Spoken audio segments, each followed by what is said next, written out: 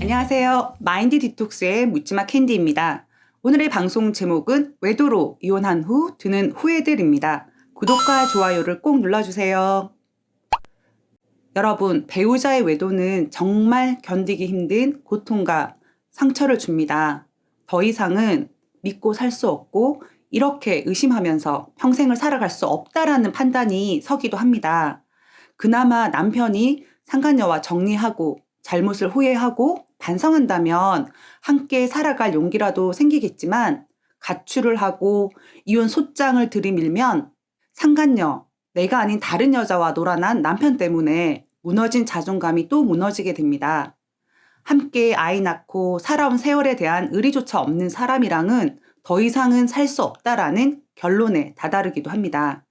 문제는 이런 선택을 하는 시점이 남편과 아내 둘 다 정상적인 상태가 아니기 때문에 이혼 후에 더 큰 후회와 문제들이 생길 수 있다는 것입니다.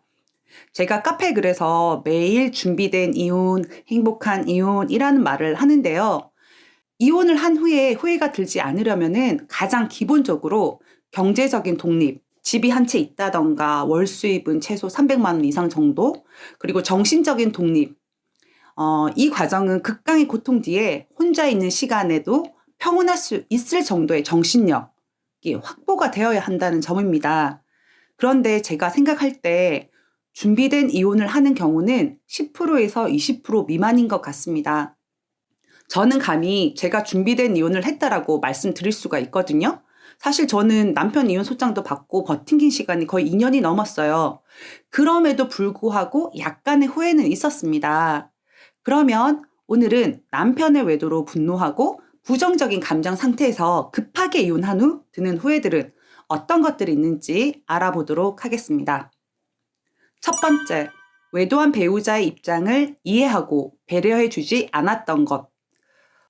사실 외도한 사실만으로 저한테 맞아 죽어도 원이 안 풀릴 정도이지만 외도한 사실에만 집중했기 때문에 남편은 죄인이고 가해자이라는 사실만 생각했었는데 시간이 지나고 나면 내가 행복했다라고 믿었던 시간 동안 그 사람, 즉 남편은 나에게 맞춰주고 살아서 힘들지 않았겠나라는 생각이 들었습니다.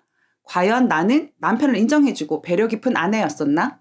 반성을 해보니까 그렇지가 않더라고요. 내가 못해주고 내 마음대로 하고 상황이 안 좋을 때 내 고집만 피웠던 기억들이 나더라고요. 사람은 누구나 인정받고 사랑받고 싶은 욕망이 있는데 나는 주지 않고 받으려고만 했다라는 생각이 들었습니다.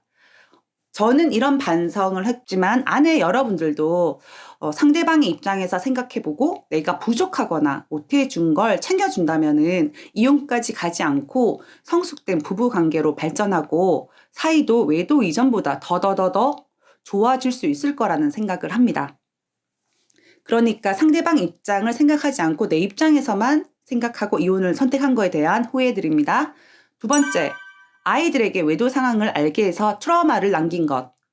의도하지 않았을 거예요. 의도를 하지 않았지만 집안 공기에서 아이들이 엄마 아빠 사이가 안 좋다는 걸 눈치챌 수밖에 없습니다. 게다가 이혼까지 가게 되면 그 이유를 아이들에게 설명하지 않을 수 없는 상황이 오거든요. 저 같은 경우야 분노에 빠져서 아이가 있는 앞에서 남편 옷을 뜯고 장난 아니었거든요. 그냥 광력 그 자체였기 때문에 처음에는 아빠의 외도 상황을 본인이 핸드폰 보고 알았기 때문에 엄마 편을 들었던 아들이 엄마, 아빠가 잘못은 했지만 엄마가 해도 너무 심했어 라고 하면서 저한테 등을 돌리는 상황까지도 갔거든요.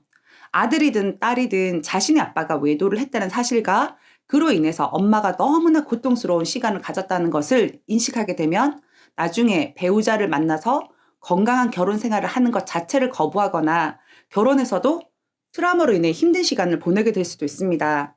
제가 만약 다시 그 시절로 되돌아간다면 저 아들에게는 절대로 아빠의 불륜 행위에 대해서도 말하지 않고 욕하고 물건을 부수고 남편을 원망하는 비통한 모습을 보여주지 않을 것 같아요. 아니, 보여주면 안 될 것 같습니다. 더불어 아이들에게 아빠와 함께 살아갈 수 있는 권리를 제가 뺏었다는 자책감도 몰려올 수 있는데, 저야 뭐 물론 저희 남편이 저희 아들과 함께 살고 있긴 한데, 보통은 아내분들이 아이들을 케어하기 때문에 면접 교섭권을 가지고 2주에 한 번씩 본다 하더라도 매일같이 봐야 되는 아빠인데 떨어져서 살아야 된다는 부분에 대해서 미안함을 느낄 수가 있습니다. 세 번째, 전혀 준비되지 않은 상태에서 성급하게 결정했던 것. 이게 정말 대부분일 거예요. 전업인 상태에서 남편을 용서하지 않겠다는 마음으로 자녀들까지 데리고 이혼을 하게 되면 세상이 이렇게 외롭고 혹독한 곳인지를 깨닫게 됩니다. 이혼을 하면 남편이 집을 통째로 주고 가지 않는 한은 주거 공간도 바뀌게 되는데요. 제대로 된 아파트 한 채를 가지고 있었다고 하더라도 이혼을 하면은 반으로 나누게 됩니다. 이혼을 하면 재산이 줄어들어요. 그러니까 내가 만약에 10억짜리 집이 있었는데 이혼을 하면 내가 5억을 가지고 있는 사람이 되니까 경제적으로 이제 단계 내려가는 거죠. 네, 그렇게 돈을 반으로 나누게 되면은 사실 아파트 전세도 못 얻습니다. 게다가 전업인 경우에 직장 구하기도 힘들고 구하더라도 최저임금 수준이거든요. 남편이 양육비라도 제대로 보내준다면 인간성이 좋은 남편이라고 해야 할까요? 당연한 거지만 당연한 게 잘 안 이루어지는 경우가 많거든요. 양육비도 제대로 못 받는 상황이라면 먹고 살기에 급급해집니다. 사실 여자들이 이혼 후 힘들다, 후회한다 라는 말이 나오는 가장 큰 이유는 경제적인 고통 때문이 아닐까 생각합니다. 이혼을 꼭 해야 내가 행복해지겠다라는 마음을 먹으셨다라면 반드시 경제적인 부분에서 고통받지 않을 정도로 아내분 명의의 집 한 채 아니면 300만 원 이상의 정도의 급여는 확보된 상태까지는 인내하시고 기다리셔야 된다는 겁니다. 그래서 전혀 준비되지 않은 경제적인 부분 상태에서 성급하게 이혼을 결정했던 걸 후회하는 내용으로 말씀드릴 수가 있습니다. 네 번째, 이혼 후의 외로움에 대해 전혀 예상하지 못한 것. 경제적인 어려움과 함께 극강의 한 번도 경험해보지 못한 외로움과 직면하셔야 됩니다. 물론 자녀들과 함께라면 돈 버느라 아이들 챙기느라 정신은 없으시겠지만 아이들이 자고 혼자 있는 시간에는 오늘 하루 이야기를 함께 나눌 누군가가 있었으면 하는 간절한 생각이 들 겁니다. 그래서 저는 그런 외로움을 이혼하기 전에 이혼했다라는 마음으로 혼자 직면하고 혼자 있는 시간들에 익숙해지고 충만하게 만들어가는 시간들을 미리 경험을 해보시라고 말씀을 드리고 있습니다. 진짜 극강의 외로움이고요. 여자들보다 사실 남자들이 정말 이거 많이 느끼거든요. 그래서 어떤 그 뉴스 기사를 봤는데 남자들은 이혼하고 싶다 하고 싶다 하고 싶다 하고 자유를 꿈꾸면서 이혼을 요청을 하고 아내분들은 먼저 이혼을 생각할 때 어떤 어려움이 있을까부터 생각을 한대요. 근데 막상 이혼을 하고 나면 그렇게 이혼을 원하고 자유로울 거라고 생각했던 남자들은 외로움에 완전히 직면하게 되고 힘들어하고 이혼을 후회하는 경우가 많고요. 아내분들은 오히려 더 잘 살아간다고 합니다. 다섯 번째, 조금만 더 인내할 걸. 여기는 다양한 의미가 있을 수 있는데요. 인생을 살다 보면 모든 상황에서 내가 조금 더 인내했더라면 이라는 생각을 하게 됩니다. 사실 인내하면 못 견딜 상황은 없다라고 생각을 하거든요. 마음은 지옥이겠지만 그 지옥인 상황에서 내가 어떤 선택을 하는 것이 최선인지를 계속해서 질문하셔야 된다라고 생각합니다. 시간이 지나면 이혼을 하고 안 하고가 중요한 게 아니라 내 마음과 생각이 바뀌고 내 자신이 좀 더 성숙되고 너그러웠었더라면 생각이 들기도 하거든요. 그래서 인내하는 시간을 좀 더 가지지 못한 것에 대한 후회를 하십니다. 오늘은 이렇게 5가지 외도로 이혼한 후에 드는 후회들에 대해서 미리 말씀을 드렸고요. 저는 사실 이혼한 것을 후회하지 않습니다. 저는 이혼을 하지 않으려고 기각으로 버텼고 저야말로 정말 할 것 다 해보고 이혼을 한 경우이고 경제적인 독립도 되어 있었습니다. 하지만 후회하는 부분도 있다라는 겁니다. 남편이 너무나 성격적인 장애가 있고 폭행, 폭언을 지속적으로 일삼거나 치명적인 문제가 있는 사람이 아니라면 바람난 사실 하나만으로 남편을 공격하고 비난할 것이 아니라 나 자신 스스로도 반성하고 바뀌어야 될 부분은 없는지 자아 성찰의 태도도 어느 정도 필요하다라고 생각합니다.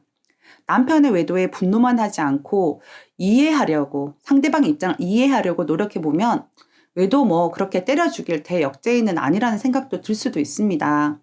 저는 이혼 후에 혼자 살아갈 정도의 마음이라면 외도 상황을 정리하고 남편과 함께 더 나은 부부관계로 발전할 수 있는 방법들을 더 찾아보시고 노력하는 게 훨씬 더 낫다라고 생각합니다.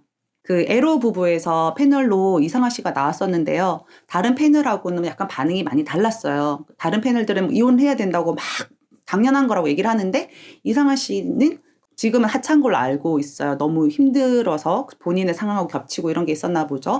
하시는 말씀이 경제적인 부분의 문제가 아니라면 외도 정도는 본인은 눈 감아줄 수 있을 것 같다라고 말을 했습니다.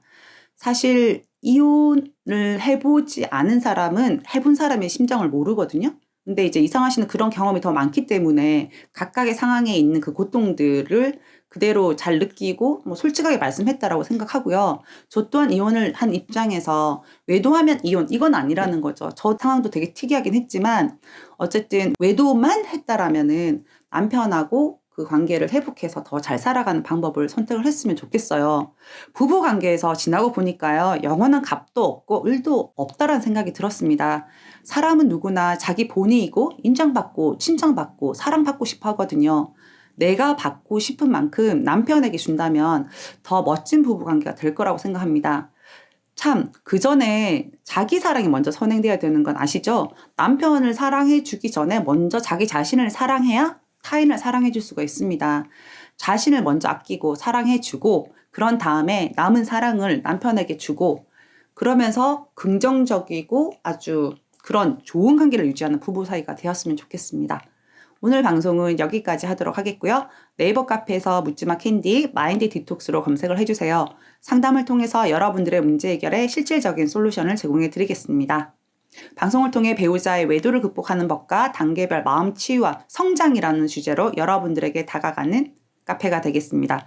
Have a sweet mind detox. 다음 방송일에 우리 또 만나요. 안녕.